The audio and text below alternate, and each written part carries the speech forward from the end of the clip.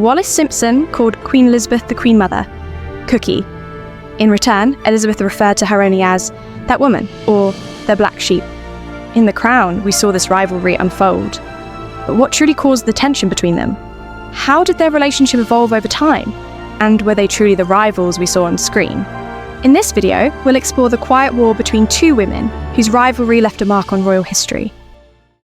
If you could paint opposites, their portraits would be Wallace and Elizabeth. They weren't just different, they were reflections of two entirely opposing worlds. And it wasn't simply about wealth or royal blood, though it's tempting to see their story as a clash between old money and American ambition, between the old world and the bold new one. Wallis spent her life fighting for a place at the table, constantly having to prove herself. Elizabeth, by contrast, followed the well-trodden path of a British aristocratic daughter, raised for duty, guided by tradition, and protected by privilege. To make sense of the quiet tension between these two women, we first need to look at where their stories began, because it was in those early years that the foundations of who they would become were quietly laid. And if you're intrigued by this story so far, consider liking the video. It helps the channel grow and helps this history reach more curious minds. Let's start with something unexpected. Both of our heroines entered the world surrounded by a hint of mystery and quiet speculation. In the case of Wallis Simpson, born Bessie Wallace Warfield, the questions begin with her very conception. It may sound unusual, but it appears that her mother was already pregnant when she married Wallis's father. Wallis was born on June 19, 1896. However, according to an American newspaper, her parents were officially married on November 19, 1895, just 7 months before her birth. Wallis herself later claimed that her parents had actually married in June 1895, which would align more neatly with the timeline. A small but curious inconsistency. As for Elizabeth, born Elizabeth Angela Marguerite Bowes-Lyon, the speculation is of a different kind. You might remember that Edward and Wallis mockingly called her Cookie. That nickname may not have been solely about her appearance. It could also be a subtle reference to rumours surrounding her birth. Her father was officially called George Bowes-Lyon, Lord Glamis and the 14th Earl of Strathmore and Kinghorn. But gossip long claimed that Elizabeth and her brother David were actually the biological children of a French cook employed by the family. Some have even suggested that her second name, Angela, and its French tone hint at that possibility. Of course, no credible evidence exists to prove this theory. It remains in the realm of speculation. Still, if true, the nickname Cookie might have been a far more pointed insult than it first appeared. That's where the similarities end, because the childhoods of these two women could not have been more different.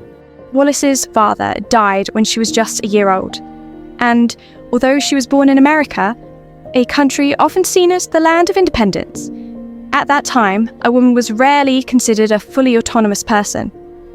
Wallis and her mother became completely dependent on her father's brother, Solomon Davies Warfield, who funded their life, and quietly controlled it too. It was Uncle Solomon who later paid for Wallis to attend Oldfield School, one of the most elite and expensive girls' schools in the country. And it was likely there that Wallis realised something crucial. If she was going to make something of herself, she'd have to fight for it. She had no title, no fortune, so she'd need a good education and powerful connections. She befriended the daughters of a US senator and of the founders of Kirk Silverware, one of the most prestigious silver companies of the time. A classmate once recalled, "She was smart, smarter than all of us. She decided she was going to be the best in class." And she was. And what about Elizabeth? She grew up wrapped in warmth and comfort, surrounded by a large and loving aristocratic family. Even as a little girl, her relatives would tease her for her hearty appetite, and she remained a notorious sweet tooth well into adulthood, which, as many noted, did show in her figure. Wallis, in contrast, was obsessed with staying slim and disciplined about her appearance all her life. Until the age of 8, Elizabeth was educated at home by a governess. Later, she attended school in London and, at the age of 13, even sat for an academic examination administered by Oxford. But childhood ended early for Elizabeth.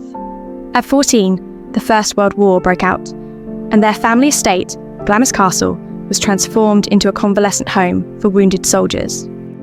Both of our heroines married relatively young, but the marriages themselves could not have been more different.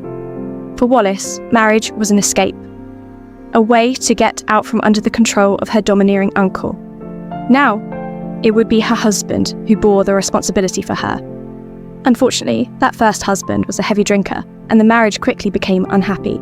During this time, Wallis had several affairs, and it's believed that she became pregnant by one of her lovers. Following what was likely a botched abortion, she may have lost the ability to have children altogether. When she finally decided to divorce her first husband, her uncle cut her off completely. In his will, he left her nothing but a place in a retirement home, convinced that was exactly where Wallis would end up.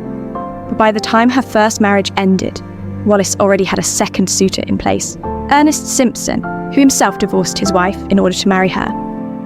That second marriage was much more stable. Ernest was a successful shipping executive, and the couple seemed to share genuine warmth, something reflected in the letters Wallis later wrote to him, even after she was already married to Edward VIII. Wherever you are, you can be sure that never a day goes by without some hours thought of you. And now that we've arrived at Wallis's third marriage, I want to pause and take a closer look, because it's often described as one of the greatest love stories of the 20th century. But was it really? Wallis didn't set out to hunt the Prince of Wales. As a seasoned socialite, she simply wanted someone like him in her circle. Someone prestigious, someone useful. When they first met on January 10th, 1931, Prince Edward barely paid her any attention. At the time, he was involved with another scandalous socialite, Thelma Furness, and Wallis was just another face at the party. But in 1934, Thelma went abroad for several months, and in a rather unusual twist, asked Wallis to keep an eye on the prince while she was gone. That's when their relationship began. Interestingly, Wallis's husband at the time, Ernest Simpson, didn't oppose the affair. In aristocratic circles, such entanglements were not only tolerated, but often advantageous, especially when royalty was involved. In fact, Wallis and her husband mocked the prince behind his back, calling him Peter Pan, a jab at his refusal to grow up and his fairy tale-like detachment from reality. Before Wallis, Edward had a long history as a womanizer, but once she entered his life, he became completely obsessed. At one point, Edward even threatened to slit his throat if she refused to visit him in Scotland. Some psychologists suggest that Edward projected onto Wallis the image of his mother, with whom he had a deeply complicated relationship, which may have explained his fixation. Interestingly, at first the royal family, including Queen Mary, turned a blind eye to the affair, assuming it was nothing more than a passing phase. They believed Edward would eventually settle down with a suitable bride once he took the throne. The British court did not look kindly on divorced women. And since the monarch is also the supreme governor of the Church of England, which long forbade remarriage after divorce, the idea of a twice divorced woman becoming queen was utterly unacceptable. This, as we know, led to the abdication crisis of 1936. Wallis and Edward went on to spend their lives together. They never had children, only a collection of beloved pugs, and opinions about their marriage vary greatly. Some still call it the greatest love story of the century. Others view it as a toxic relationship in which one partner was emotionally manipulated into submission. There's ample evidence that Wallis often belittled or dismissed Edward, perhaps as a form of revenge for the way her own life had been upended. After all, she had become one of the most hated women in Britain almost overnight. But what do you think? Was it true love? Or a royal tragedy dressed as romance? Elizabeth, on the other hand, only agreed to marry Bertie on his third proposal. Despite having many admirers, she was hesitant to join the royal family. She understood all too well what that life would demand. She once confessed she was afraid never, never again to be free to think, speak and act as I feel I really ought to. Bertie, Prince Albert and the future King George VI, told his family that he would marry no one else. Queen Mary even visited Elizabeth's family estate to see for herself the young woman who had captured her son's heart. She later declared that Elizabeth was the only girl who could make Bertie happy. And perhaps she was right. Their marriage was long and loving. Elizabeth became her husband's greatest source of strength, offering advice and emotional support, and even helping him overcome the stammer that had plagued him. especially during public appearances. It was likely this stability and sense of moral duty that made it difficult for Elizabeth to accept or relate to Wallis. Wallis had 2 divorces behind her and entered a 3rd marriage under scandalous circumstances. Elizabeth, by contrast, had only ever known one man. She had loved scripture as a schoolgirl, and her life was shaped by modesty and family values. But let's return to the relationship between our 2 women. When did Elizabeth and Wallis first actually meet? Most likely, their first introduction took place at an ice skating evening in January 1933. At the time, Elizabeth was still the Duchess of York, and she and her husband were invited to skate with the Prince of Wales and Thelma Furness, the very same Thelma who would soon hand off the prince to Wallis for safekeeping. Wallis later wrote to her husband, "It is cold for England now, and since arriving here, we have been skating out on the water with the Duke and Duchess of York. Isn't it a scream? Also, you can imagine me on the ice, but due to having roller skated, I have not been too bad." Elizabeth first mentioned Wallis in a letter to Queen Mary on the 1st of August 1933, and she wrote, "I do hope that you do not mind my mentioning this, Mamma, but relations are already a little difficult when naughty ladies are brought in, and up to now we have not met the lady at all. I would like to remain quite outside the whole affair." They would meet on several occasions, such as in early 1935, when Elizabeth caught Wallis mimicking her in the drawing room at the fort. Wallis turned around to find the Duchess standing silently in the doorway before turning around and leaving. Elizabeth soon returned the favour and makes jokes at her expense, doing her excellent imitation of an American accent. As we can see, the relationship between the 2 women never truly took off, and it wasn't just the abdication that stood between them. After Edward had already taken the throne in 1936, Wallis met Elizabeth again, this time accompanied by her daughters, Princess Elizabeth and Princess Margaret. Wallis later wrote, "They were both so blonde, so beautifully mannered, so brightly scrubbed that they may have stepped straight from the pages of a picture book." In September 1936, the King gave a dinner party at Balmoral, which has gone down in infamy. The Duke and Duchess of York had reluctantly agreed to attend, and the rest of the guests were already there when they arrived. Wallis apparently stepped forward to greet the Duke and Duchess and extended her hand. However, Elizabeth refused to greet Wallis and said in a loud voice, "I came to dine with the King." No further attempts at a conversation were made by Elizabeth, and they were the first to leave. It was an awkward situation, and both parties seemed to exclude each other from that moment on. Wallis and Elizabeth would remain bitter enemies for the rest of their lives. On 10th of December, the King signed his abdication, and the following day, the Duke and Duchess of York became the new King and Queen. Many years later, Elizabeth reflected on the abdication. It was a terrible surprise to everybody when he decided that he had to leave. It was the whole Commonwealth who said, no, we don't want you to marry this lady. And it was just a terrible tragedy. It really was. We all loved the Prince of Wales, and we all thought he was going to be a wonderful king. The only good thing is, I think he was quite happy with her. It seems likely that Elizabeth placed the blame squarely on Wallis, the woman she believed had taken the crown away from her husband's brother. As Edward delivered his farewell address, Wallis listened from Cannes. She sobbed openly and eventually curled up on the sofa. In her memoirs, she wrote, "I was lying on the sofa with my hands over my eyes, trying to hide my tears. After he finished, the others quietly went away and left me alone. I lay there for a long time before I could control myself enough to walk through the house and go upstairs to my room." But what exactly was Wallis crying for that night? Was it for the crown she would never wear, or for the quiet life she had once dreamed of, now lost forever? As Queen Mary and Queen Elizabeth rallied behind the new king, the Duke of Windsor, as he was now known, became focused on his upcoming nuptials with Wallis. They decided early on that no member of the royal family would be attending the wedding, and that Wallis must never be granted the style of HRH. After the abdication and their subsequent marriage, the newly minted Duke and Duchess of Windsor made what is widely considered the second most damaging decision of their lives. They visited Nazi Germany. It was a choice that left a permanent stain on both of their reputations. And yet, it's believed they were financially motivated, having received compensation from the German government for the visit. They ignored the clear advice of the British government not to go. But at that point, little could be done to stop them. During the trip, they even met with Hitler himself. The couple were reportedly thrilled when Hitler referred to Wallis as Royal Highness, a title that had been denied her in England.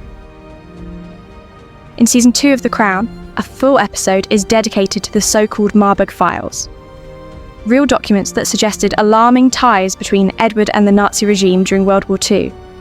One of the most controversial among them, known as the Windsor File, outlines possible collaboration or sympathies between the former king and the Nazis. To this day, historians remain divided. Do the documents reveal Edward's genuine allegiance, or were they manipulated for political propaganda? The truth may never be fully known, but one thing is clear. For the royal family, that visit became a source of lasting shame. Elizabeth's conduct during the Second World War, on the other hand, could be seen as a model of loyalty and service to her country. She refused to leave Britain during the war, firmly declaring, "The children won't go without me. I won't leave the king, and the king will never leave." Throughout the war, she visited troops, hospitals, factories, and neighbourhoods devastated by the Blitz. When Buckingham Palace itself was bombed, Elizabeth famously said, "I'm glad we've been bombed. It makes me feel I can look the East End in the face." In hindsight, you can't help but wonder, was Edward's abdication just before World War II actually a blessing in disguise? No one knows what kind of king he would have been in wartime, but it's hard to imagine the country surviving such dark days without a strong, grounded royal couple at the helm, instead of a monarch with open sympathies for Nazi Germany. The Queen Mother and Wallis didn't come face to face again until 1967, when both attended the unveiling of a memorial plaque for Queen Mary near Marlborough House. At first, the Queen Mother refused to attend if Wallis was invited, but eventually she softened, and the public interpreted this as a gesture of reconciliation. Wallis did not curtsy to the Queen Mother, but they did shake hands. The Queen Mother simply said, "How nice to see you," before moving on. When the Duke of Windsor died in 1972, Wallis returned to the United Kingdom for his funeral and was invited to stay at Buckingham Palace. Historian Elizabeth Longford described the funeral as a considerable ordeal for the Queen Mother. The Queen Mother was gentle with the Duchess, as became a queen, taking the sadly bemused by the arm. One of her ladies-in-waiting later remarked, "She was perfectly all right about meeting the Duchess." But was this truly a moment of reconciliation? Or, deep down, did Elizabeth still hold Wallis and Edward responsible for the path that changed everything? For the crown that fell onto her husband's shoulders, a role that ultimately wore him down? In her final years, Wallis suffered from severe dementia and eventually lost the ability to speak. She passed away in 1986 at the age of 89, and was laid to rest beside her husband in the Royal Burial Ground at Frogmore, Windsor. The Queen Mother attended the funeral. She would go on to outlive her old rival by nearly 16 years, reaching the remarkable age of 101, and remaining to the very end one of the most beloved members of the royal family. In these two women, two completely different worlds collided, and neither was ever truly able to understand the other. I don't want to label one as the good, and the other as the bad. That would be far too simple. But one thing is clear. The Queen Mother, like her mother-in-law and later her daughter, deeply understood the importance of monarchy, the value of service to one's people and country, and what it meant to live by a sense of duty. For Wallis, an American, all of this must have felt like a strange, distant tradition, something she never asked to be part of. She was drawn into royal life without fully grasping the weight of its expectations or the meaning behind its rituals. And yet, history has a curious way of echoing itself. It didn't take a century for the royal family to face another quiet divide. This time, between Meghan Markle and Catherine, Princess of Wales, two women from vastly different worlds, once again at the centre of a royal contrast. So, Tell me, whose side are you on? Wallis or the Queen Mother? I hope this video helped you see both women in a new light. See you in the next videos.